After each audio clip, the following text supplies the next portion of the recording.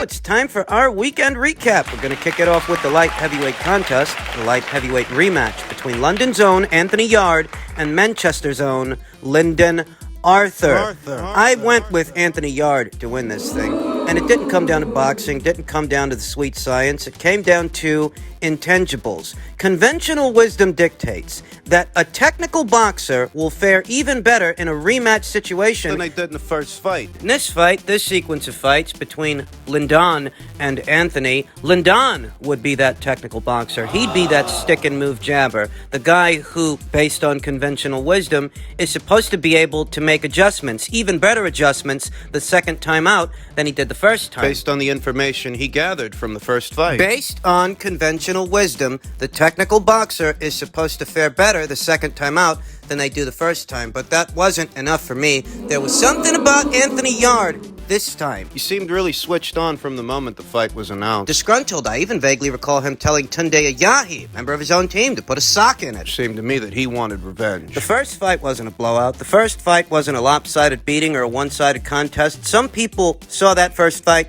as being a close fight where Lyndon did just enough, with his lead hand to secure the W. And that's all well and good, but essentially what that means is that there's not going to be psychological damage to Anthony Yarde as a result of losing that fight. He's not in such bad physical condition as a result of that fight. He wasn't stopped. He wasn't dropped. He didn't suffer irreparable damage in the first fight. Thus, we didn't have that to concern ourselves with as spectators in the spectator sport. We didn't have that to concern ourselves with ahead of the second fight. Anthony Yarde's demeanor seeming so up for this, very much switched on, seemed to me that he might turn things around in the second fight. So I went with Anthony by way of knockout or technical knockout to win this thing, and he delivered. The opening bell sounds, and almost immediately I noticed that Lyndon's not jabbing as much. Not as much as he should be, and he's letting Anthony Yarde get awfully close to him. Too close for comfort. Anthony Yarde, who is coming forward, very herky-jerky, looking to pick his punches and place them,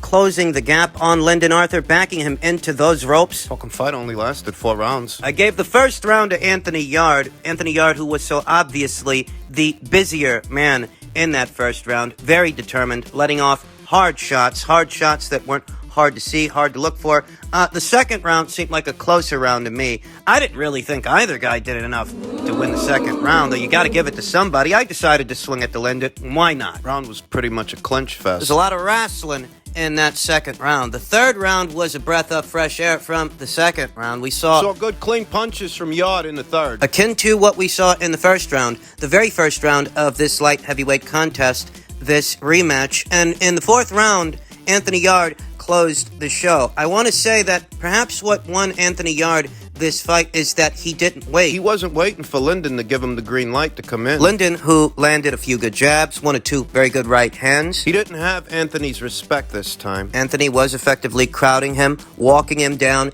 getting mid-range to inside, and picking his punches. There were these pauses in the action, very brief pauses, micro moments where you could see Yarde is picking his shots, picking his punches, looking for the right one to penetrate Lyndon Arthur's guard. Post-fight, he mentioned that he was going through some things last year. And in hindsight, I really hadn't thought about that, how that might have affected him in that first fight, having suffered a loss in the family, a death in the family, the mental state of Anthony Yarde ahead of that first Lyndon Arthur fight, how he felt going into it. Maybe it affected his performance, maybe it didn't. It doesn't really matter now because he has avenged the loss, and now Lyndon and Anthony are 1-1 with each other. If I'm being honest, I wouldn't mind seeing a third fight, though I know that's not what's on the docket. That's not what's next for Anthony Yarde. What's next for Anthony Yarde is the winner of next year's Smith versus Johnson title fight. I like it. I like it a lot. Joe Smith Jr., he's been getting a lot of heat for not unifying titles with his top-ranked stablemate, the other champion, one of the other 2 champions at this weight, Artur Beterbiev. He's been getting a lot of heat for that. Though I said it before and I'll say it again.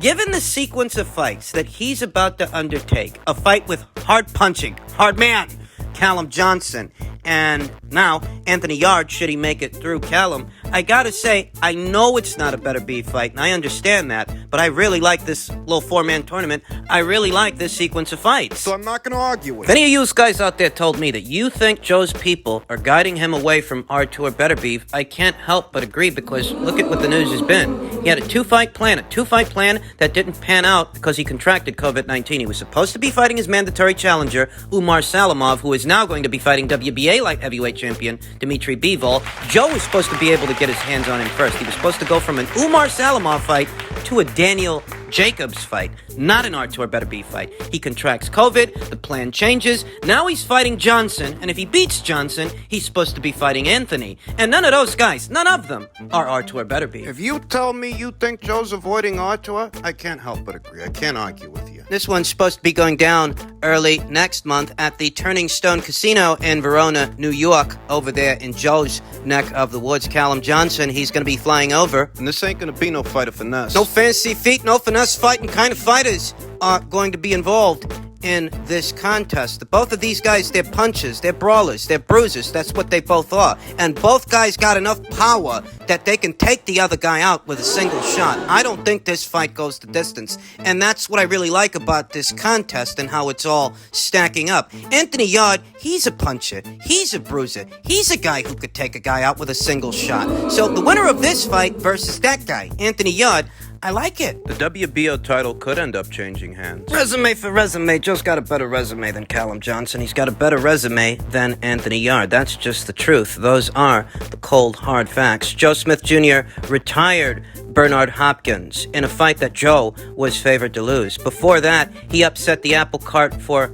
Andres Fanfara in yet another fight that he was favored to lose. I think he was also favored to lose the Jesse Hart fight and the Elater Alvarez fight. Resume for resume, Joe Smith Jr. has got a better resume than both of these guys, than both Callum Johnson and Anthony Yarde. But this is a contest of punchers, after all, and there's more to boxing than what you see on paper. Head and shoulders, he's got a better resume than both of these guys, but is he really a better boxer than both of these guys? Well, there's only one way to find out.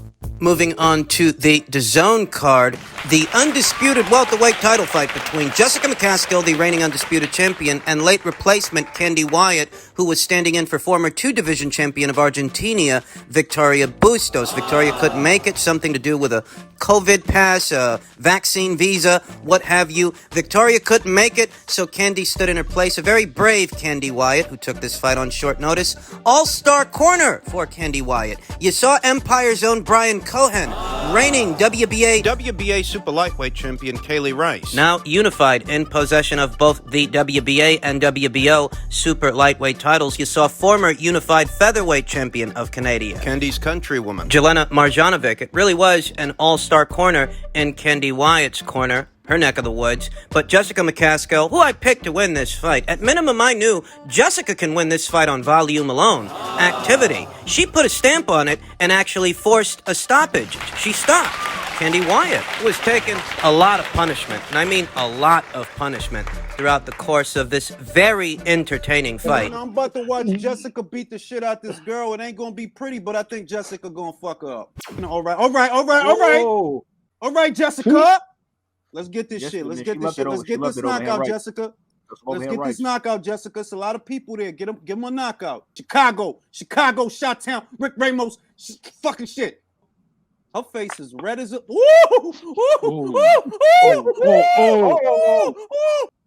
I need an interview. So after this fight is after this fight, I'm getting an interview after this fight. I don't give a shit. Jessica, it's right hands all day in here. Right hands all day. It's right hands all day in here. Get that shit, Jessica. Get that motherfucking shit. I'm not even going down big. Like yo, what's your credit score, yo? She go to the door, close the door. What is your fucking credit score? Credit score, my nigga. Credit score, my guy. Yo, bro, that'll be a great shit. She get and up, you gonna she see slam this. the door. What's your credit score, fam? I asked you 3 times. What's your credit score? The work from Jessica McCaskill against Candy Wyatt was a lot more neat and tidy than what we've seen from her in the past. Right hand after right hand after right hand, with body shots mixed in between to take the air out of Candy Wyatt's tires. It was a thoroughly entertaining fight while it lasted. Credit to Candy Wyatt for deciding to take this fight on short notice. Anybody opposite the ring of Jessica McCaskill has to know they're in for a handful, because Jessica ain't no finesse fighting kind of fighter. She's a pressure fighter through and through, though showed improved form. Accuracy. She was a lot more accurate this time out. Clean punches, thudding shots that you didn't have to look for. They weren't hard to see. Photo finish punches, photo finish right hands, several of them. It wasn't messy, wasn't scrappy. There wasn't a whole lot of wrestling, though. There was a lot of one-way traffic. It was one-way traffic from the opening bell till the 7th round when the contest was stopped. Candy Wyatt was taking a lot of hard shots, and there seemed to be very little that she could do about it, as Jessica McCaskill would angle off and ride punches, ride Candy Wyatt's punches, and fire back shots of her own. Counter in kind. Slipping shots, riding shots, rolling them off the shoulder, and getting off right hands, big right hands, throughout the course of this very entertaining fight. Jessica McCaskill showed improved form because she sometimes slaps with her hooks, slaps with her punches, whereas these shots, these were thudding shots, thudding blows that had a lot on them. I like what I saw, and this was Jessica's first fight of what is a multi-fight deal with Matchroom. She is now officially a Matchroom fighter, whereas before she was fighting on Matchroom shows on a fight-by-fight basis, and she made her Matchroom debut, as it were, her official Matchroom debut as a Matchroom fighter, in style, delivering a knockout for the fans, fast developing a world-class right hand. She already has a world-class engine, world-class stamina. I think they got a plan for Jessica. And I think the winner of Cameron versus Rice, what could be the winner of that fight, the undisputed super lightweight champion, I think the winner of that fight is a part of that plan. It's ideal that the winner of that fight move up in weight and challenge Jessica for what she's got, and I'm sure the people over there at Matchroom will compensate her handsomely for such a proposition, for such a fight. Congratulations to her for adding another W to the column.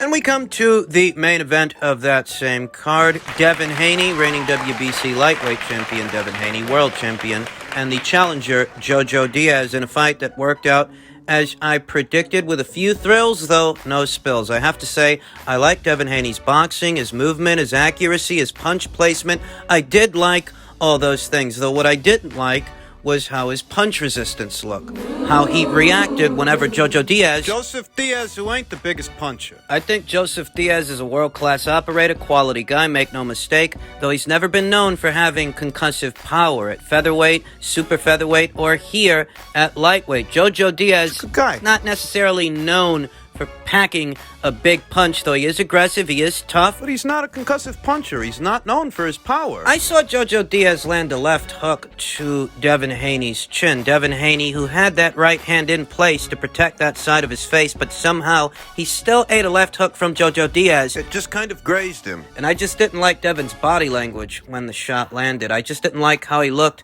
absorbing that punch. I saw Jojo Diaz get off a couple of body shots. Same principle. Devin took the shots. He didn't go down. He didn't go out. He kept fighting. But I just didn't like his body language. I saw him wince. I saw how he reacted to the punch, and I didn't like it. I don't expect Devin to like it, you understand? I don't expect Devin to walk through everything Jojo Diaz throws at him. I don't know. It felt like Jojo got his attention. I have no discord, no dispute with how the fight was scored. It did very much look to me to be a fight that Devin Haney won and won on points, and that's what I expected. That's what I predicted. But as far as performances go, entertaining fight. Yes, entertaining. But I just didn't like how Devin's punch resistance was looking. I don't know if this is a byproduct of a young fighter whose body is growing and perhaps needs to move up in weight sooner than later. Move up to 140 pounds, because Devin's not a small lightweight, you understand. He actually has very generous proportions for this division, but he's something like, 23, 24 years old, to 23 going on 24 years old. His body is still growing and perhaps cutting down to 135 pounds. It's draining and it's taking something away from his punch resistance. So I didn't like how Devin looked when he took those shots, what shots got through for Joseph Diaz. And I didn't like Devin's power, or the lack thereof. It seems to me that Devin Haney definitely brought his toolkit to the party, but left the soda at home. He's got no pop. It just doesn't seem to have much power. I saw Devin Haney connect with several clean shots upstairs, few really good right hands to the body. He actually went to the body quite a few times on Jojo Diaz, but it didn't deter him. It didn't stop him. It didn't get him to wince. Didn't get his attention. Didn't get him to take his foot off the gas. Jojo Diaz was walking through a good number of these shots undeterred. And Jojo Diaz is a guy who had to move up. Jojo had to move up to the lightweight division. I expressed those sentiments on Twitter, where a lot of people got very defensive about it. Very defensive in reference to Devin Haney, though If you want to know what I think, and you're here, so I'll assume that you do. I mean, you fucking guys are following what I'm saying, right? Well, that's what I think. If you want to know what I think, and you're here, so I'll assume that you do. I like Devin Haney's boxing, but I didn't like the physical condition of the fighter. I didn't like how he reacted to the punches, and he has virtually no power. Punch resistance looked shaky. But what punches got through up top, and what punches got through upstairs, I didn't like how Devin reacted to those shots, and it's not like we're talking about a Jorge Linares right hand here. A Jorge Linares right hand is negligible. He's got one of the best right hands in the lightweight division. Being hurt by that, it don't really count against Devin. But we're talking about Jojo Diaz now. Jojo Diaz ain't got the body of work at 135 that Jorge Linares does. And Jojo Diaz just ain't a big puncher. This guy who ain't a big puncher, you're landing clean on this guy. And this ain't the biggest guy for lightweight as far as lightweights go. Devin Haney landed a lot of punches, and I mean a lot of punches on Jojo Diaz, but he never got his respect. He never stopped him from coming forward. And that's not saying that this was a lackluster showing for Devin Haney. It wasn't a lackluster performance. I reiterate, I had the fight scored for Devin. Looked like a fight that he